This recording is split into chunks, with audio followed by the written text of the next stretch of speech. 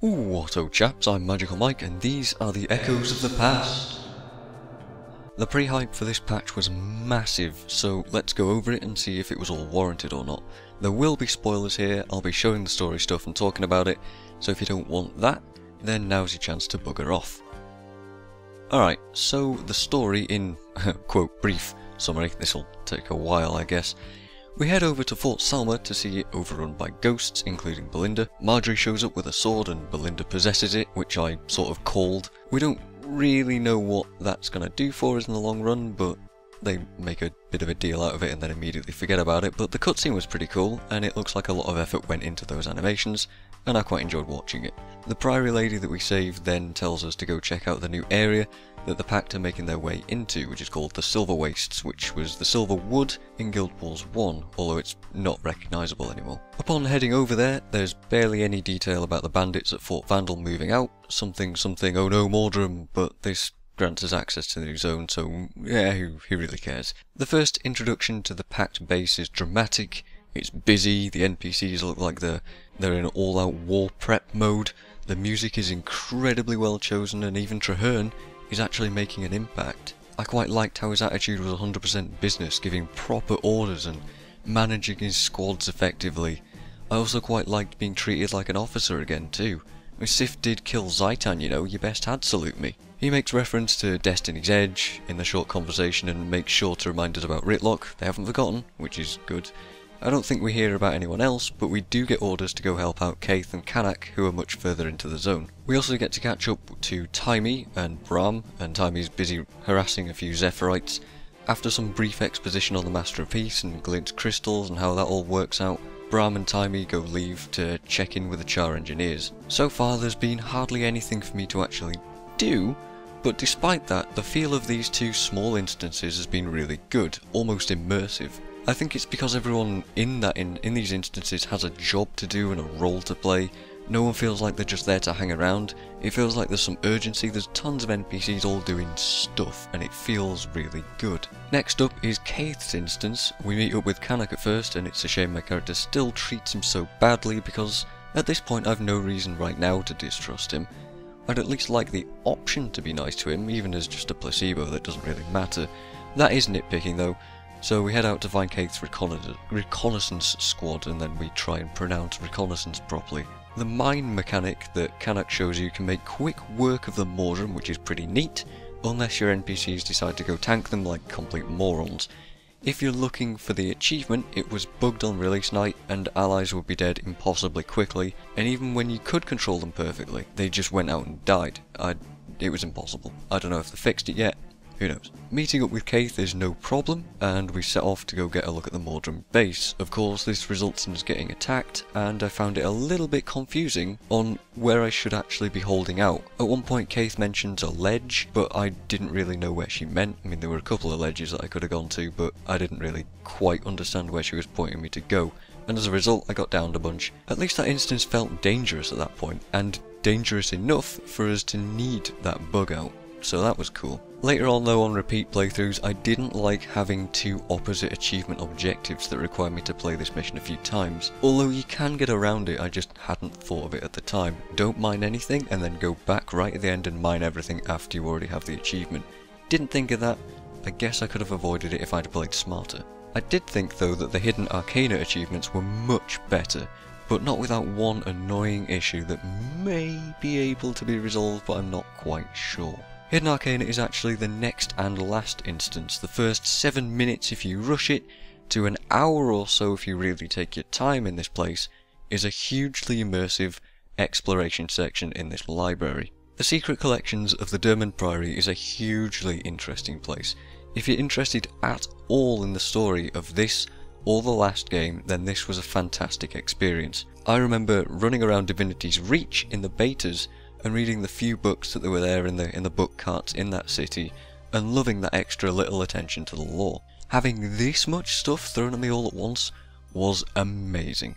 It really felt like this is what Guild Wars 2 has been missing for a long time, links to the first game and relevant story intertwined with it. You can hold various opinions about this though. For me, it was great, but for people that don't really care, then it's presented in an incredibly boring way. These people aren't going to go read 15 in-game books. I don't really know how many there were quite a lot.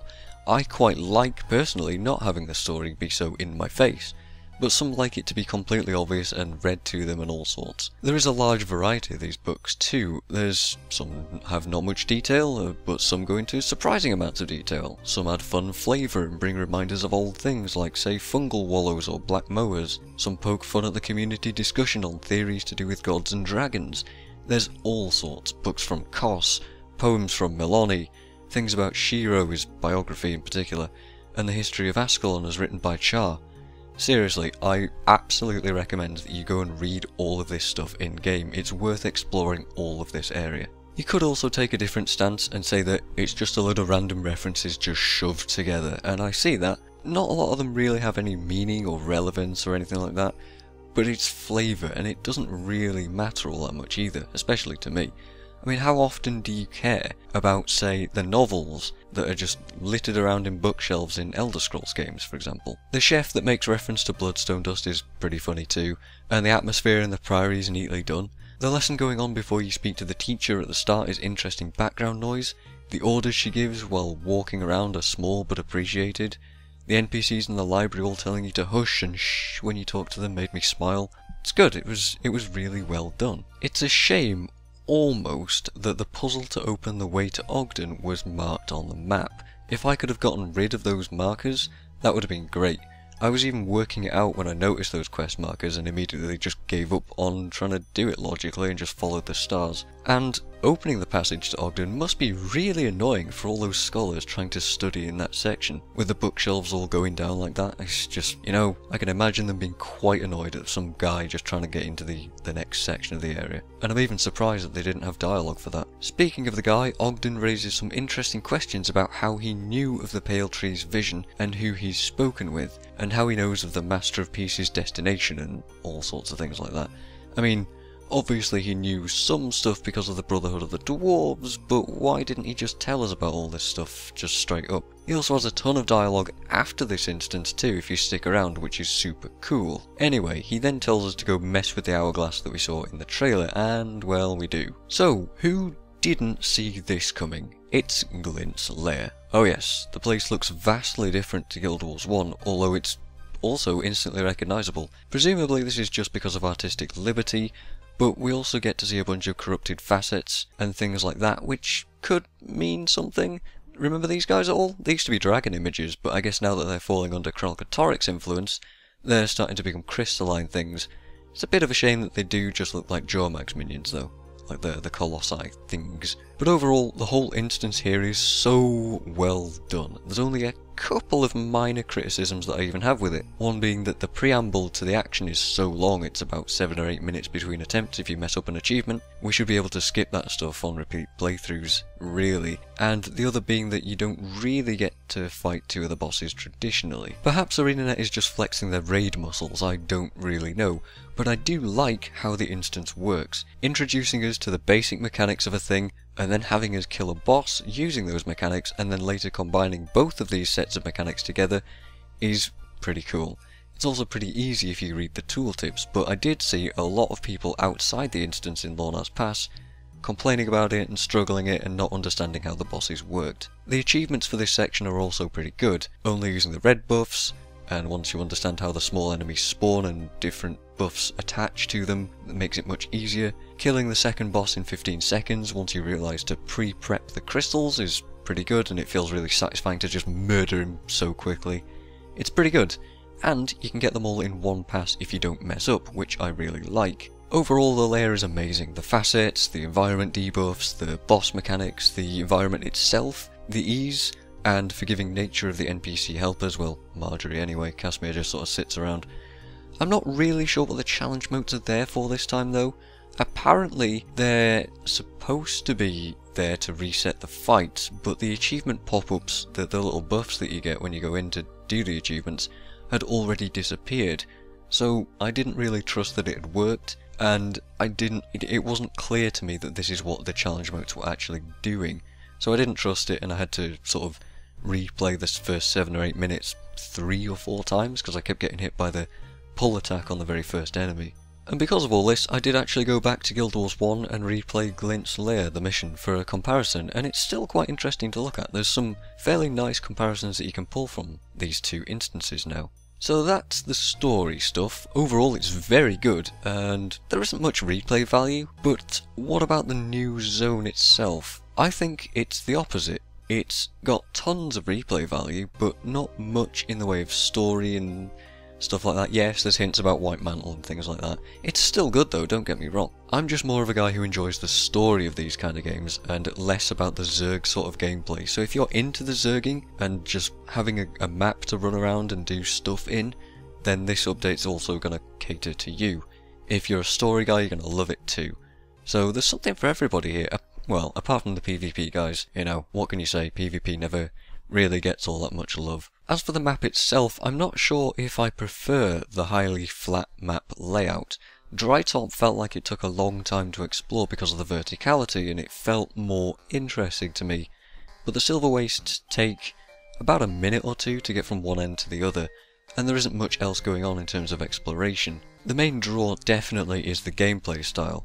As long as lots of people stay in this map and stay interested in farming the area, then it'll stay relevant and it will stay fun. However, as soon as people start to leave and it grows emptier and emptier, it will definitely grow very tedious very fast, and I really hope that it doesn't do that. I hope that it doesn't become another South Sun, where there's one specific area where people farm and then everything else gets ignored and people don't get a chance to do their achievements and things like that. The World v World style of PvE gameplay is actually quite good though, I think. I'm glad that the whole game isn't like this, and this is new and interesting, and having this zone feel special is actually really cool. So without explaining too much, the mechanics are just, you know, World v World stuff. That's what you should expect. Supply runs for Doliacs and Bulls, defense missions and rebuilding walls and things like that. Occasionally you have to kill special bosses as well that spawn rarely. I haven't seen any of those yet. And when the meta bar thing fills up, you have to dive into the moors in the forts and take out the copper, the iron, the silver, gold and platinum bosses. Overall it's pretty neat. And the area down there looks really cool too. Although I can't really see myself wanting to do that part much beyond getting my collection achievement finished. And speaking of which, the new collection is a good one for the upgraded shoulders. I think it's a cool idea. It includes requirement for the Ascended piece that you get from finishing the story achievement, which is also just handy that it all ties in like that. And these unique things from collections are what they should be used for. That's cool.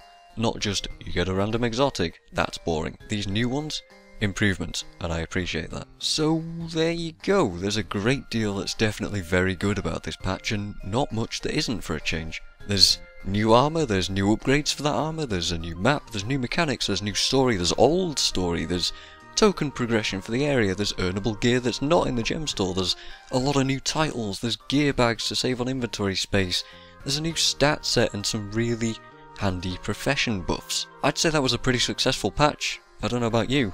I think it lived up to the hype, I reckon. My only worry is that it took so long between this patch and the previous content patch. The start of the season was also very strong too, and both of these had in common the fact that they were both released after a long break in content updates. Now, does this mean that they need more time to work on stuff to keep this quality high? Maybe, and maybe they should alter their 2-week update schedule to sort of keep this level of quality up. Or maybe I'm wrong, and maybe the quality will remain high and not degrade like I thought the first half of the season did. I really hope it does stay this good, because every now and then they just renew my faith in the game, and it's really awesome, actually. So I really hope it does stay like that, because I want to talk about good stuff more often. I don't want to be just this negative guy all the time. Although, you know, I'm going to talk about what I see fit when I see fit. So I've been MagicalMike. Hopefully you haven't heard all the background firework noise because it's bonfire night at the moment and there's fireworks going off all over the place. I'm not in a war zone. Tell me what you guys think of this stuff, and thanks for watching. I will see you guys next time.